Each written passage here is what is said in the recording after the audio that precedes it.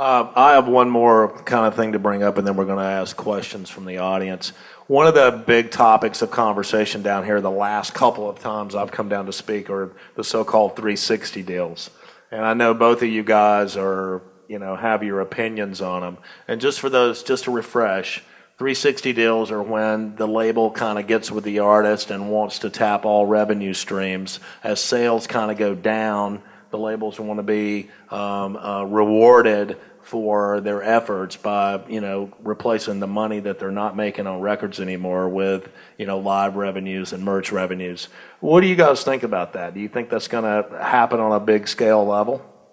I'm not a fan of it just because it's not how I grew up. It's not how I'm wired. I think the case could be made that a label puts up the initial investment, which allows the bands to make their records and get out on the road, and has a chance to then build some value for their operation and build their business, and all the other opportunities that then flow from that can somehow be drawn back to that initial investment that the label made.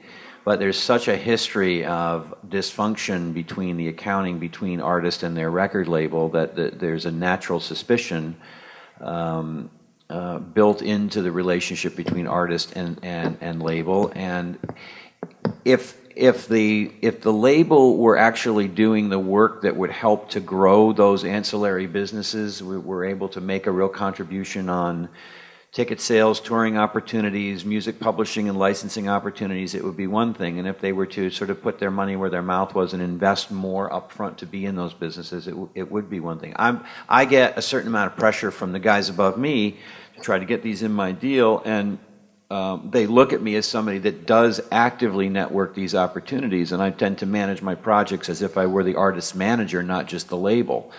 So it's in its early stages. Time will tell whether these things actually help to contribute to a fading bottom line or just a panacea in the short term. Every case is different as well, and every manager and every artist is going to have a different point of view, but all the major labels are pretty much insisting on this right now for all new bands, so it's hard to walk across the street and have somebody say, well, we'll just do it for records. As a manager, Gary, what do you think about it? Because you also own a record label. Yeah.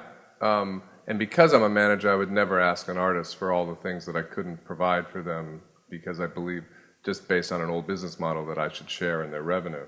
But the interesting thing about 360 is that, if you kind of start in one place, you end up in the same place as a general rule, and that's kind of what the labels do. They have decided that because their revenue is going down in selling discs, that they should share in the profit of other businesses that really don't need them to grow.